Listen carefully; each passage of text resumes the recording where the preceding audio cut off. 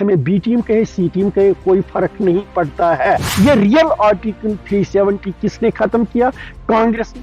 ہمارے بنا جموں کشمیر میں کوئی آپشن نہیں ہے. جو بھی دلی کی سرکار ہوتی ہے اس کے خلاف یہ یہاں پر سینٹیمنٹ ابھارتے ہیں. اسٹیٹ کو ڈیولپ کرنے کے بجائے پرائرٹی بن گئی خاندان کو آگے چلانا.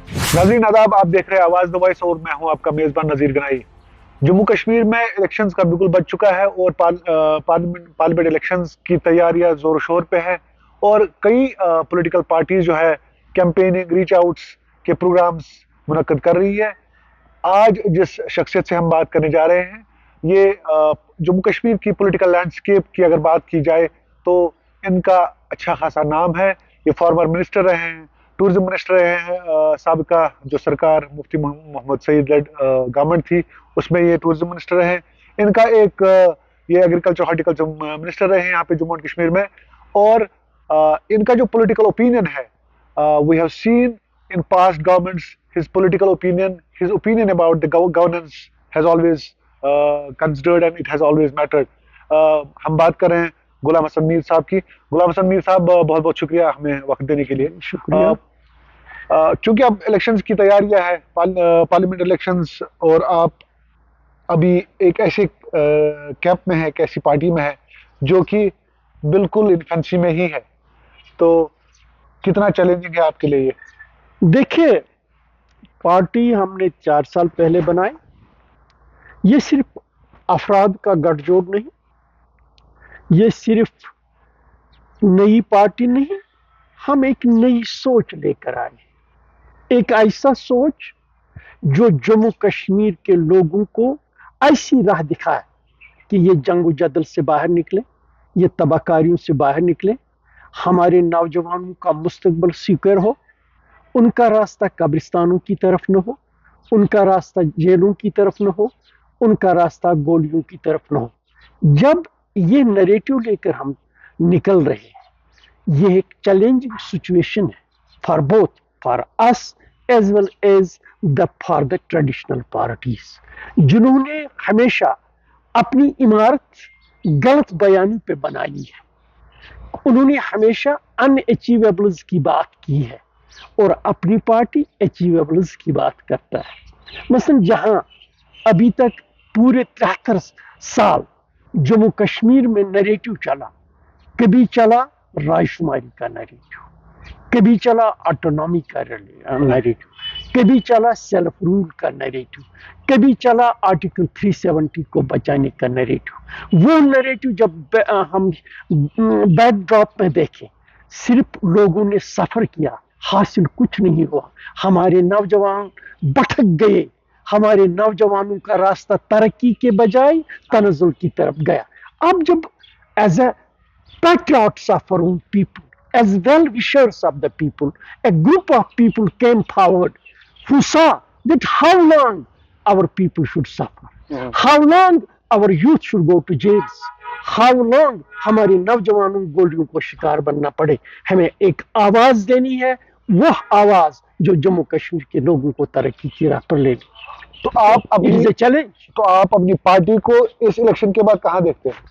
دیکھیے میں نے کہا نا، یہ ایک نئی سوچ ہے. اس کے بنا جموں کشمیر کے لوگوں کو کوئی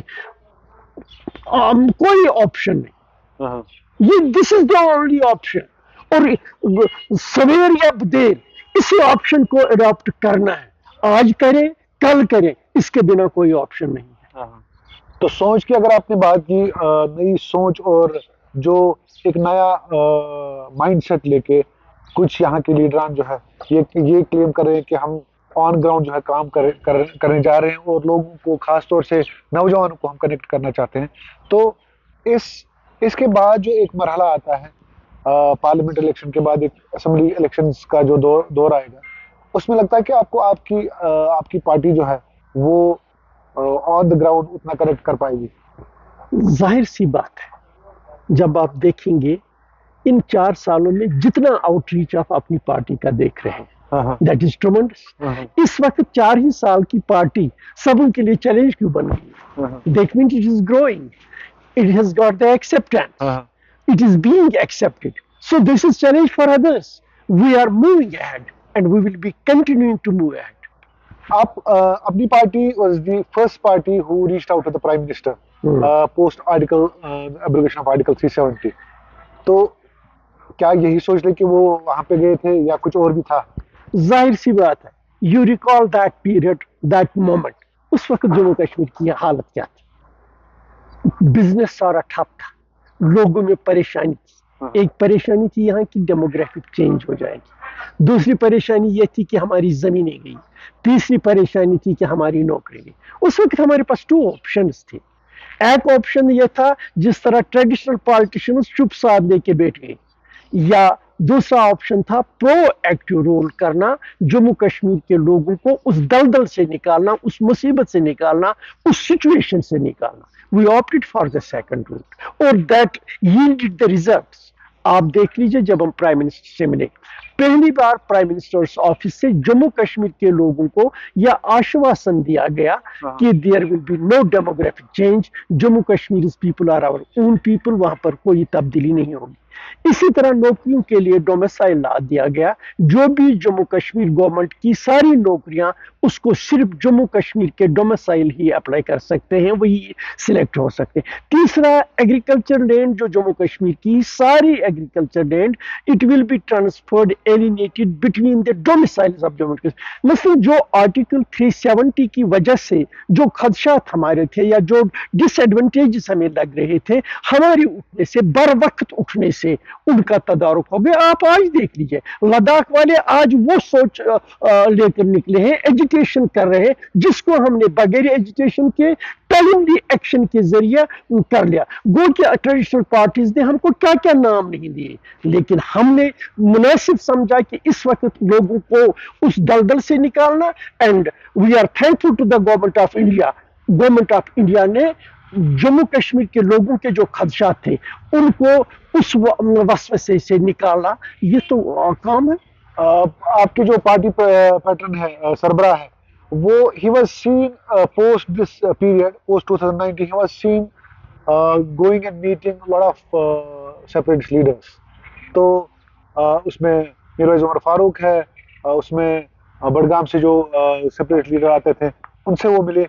یہ ریچ آؤٹ کیا یہ پارٹی کا منصوبہ تھا کہ یہ کوئی آپ کا کوئی ڈکٹیٹ کہیں سے تھا؟ لیکن یہ ڈکٹیٹ کی بات نہیں. دیکھیے میں بتاؤں، کسی بھی سیکشن سے لوگ آئے، لوگ تو یہاں جموں کشمیر کے رہنے والے ہیں، چاہے سپریٹسٹ ہیں، مین سٹریم والے یا کوئی بھی تھاٹ رکھنے والے ہیں. یہ کہاں کے لوگ ہیں؟ یہاں کے ہی.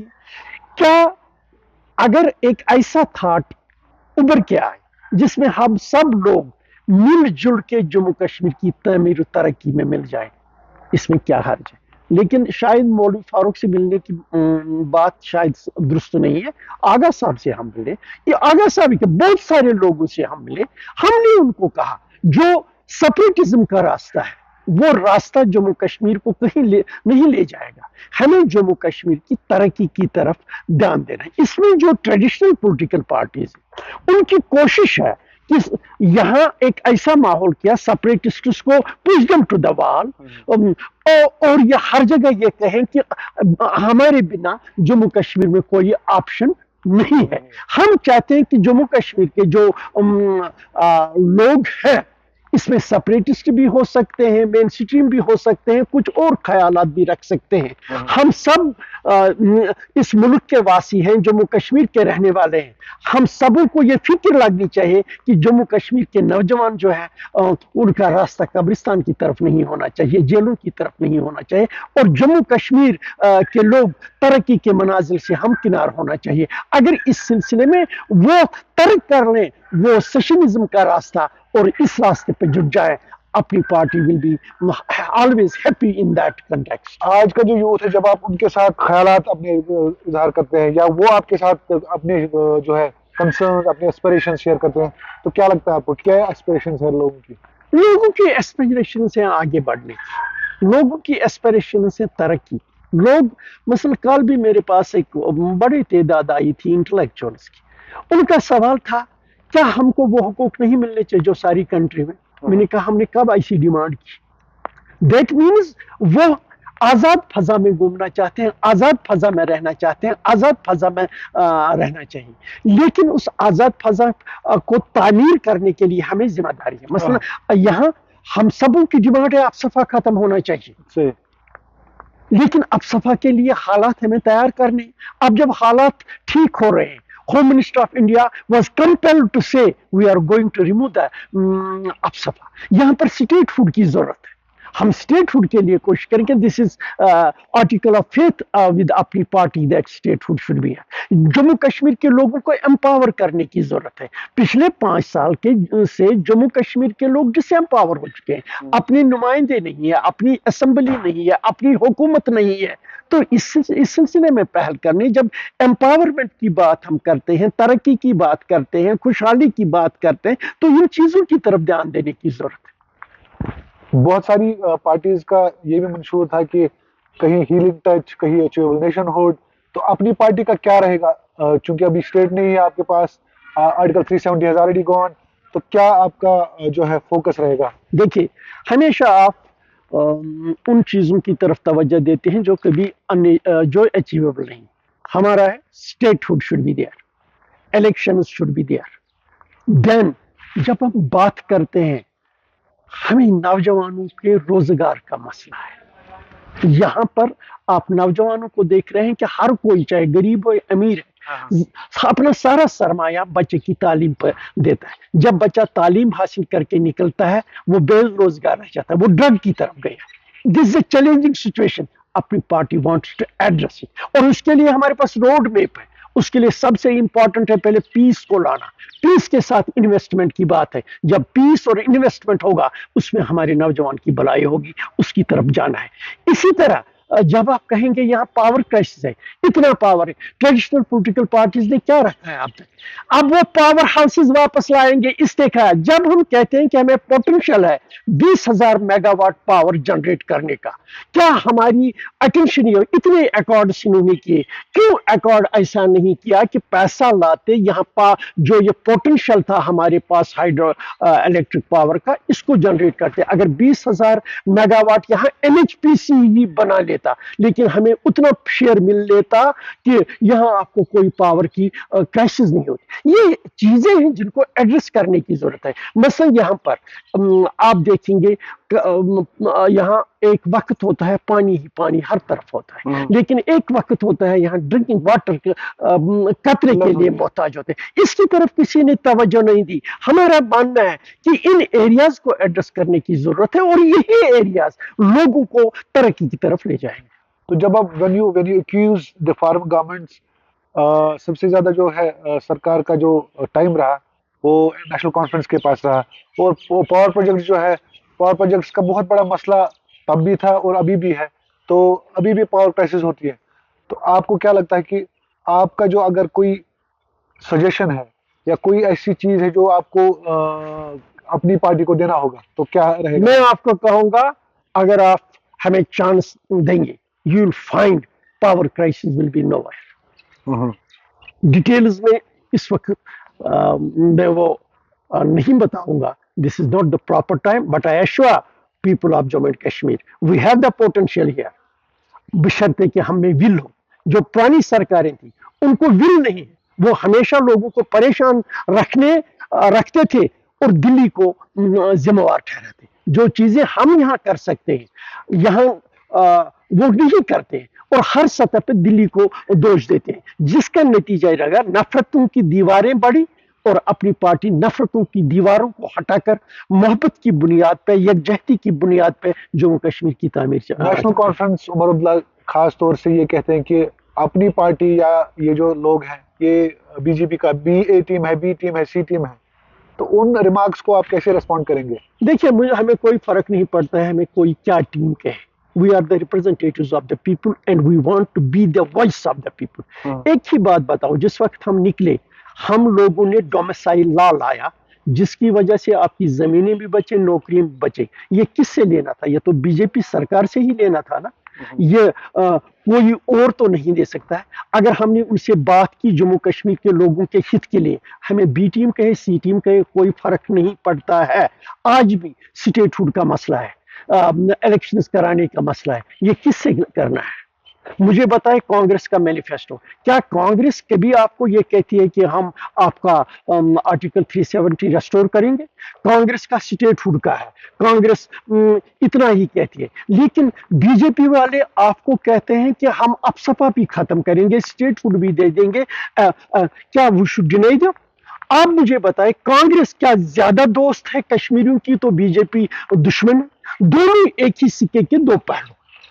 اگر وہ وہی لوگ ہیں نا جنہوں نے کانگریس کو کہا تھا گندی نالی کے کیڑے، آج وہ کیسے گلے لگانے کے لائق ہو گئے؟ یہ تو ہمیشہ ایک ٹرینڈ رہی ہے، جو بھی دلی کی سرکار ہوتی ہے اس کے خلاف یہ یہاں پر سینٹیمنٹ ابھارتے ہیں اور دشمنیاں پیدا کرتے ہیں۔ بی جے پی ہو مثلا بی جے پی کے خلاف جموں کشمیر پہ یہ ایک سینٹیمنٹ صحیح ہے کہ انہوں نے آرٹیکل 370 کو ختم کیا، لیکن میرا عمر صاحب سے سوال ہے، ذرا جب کانگریس کی حالت لے لیجئے آپ، یہاں آپ کا پرائم منسٹر تھا، یہاں آپ کا صدر ریاست تھا، یہاں آپ کا الیکشن کمیشن تھا، یہاں آپ کی جوڈیشری کی ججز یہاں کی حکومت اپوائنٹ کرتی تھی، یہ سارے جو ریئل آرٹیکل 370 تھا، یہ ریئل آرٹیکل 370 کس نے ختم کیا؟ کانگریس نے۔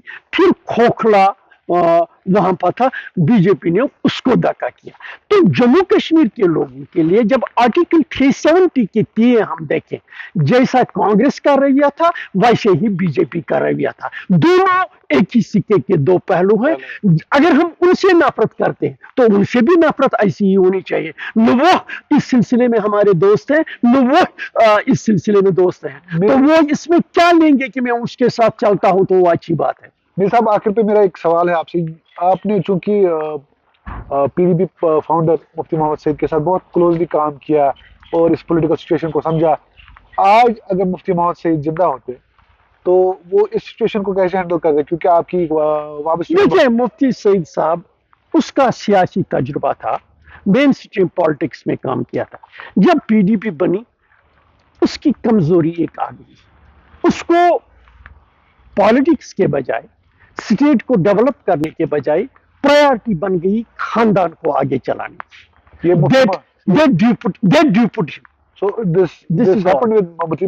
یس، دیکھیے اس نے جتنا پولیٹیکل کیریئر اس کا تھا، شائننگ پولیٹیکل کیریئر، وہ خاندانیت کو آگے چلانے میں ختم ہو گیا۔ بہت بہت شکریہ۔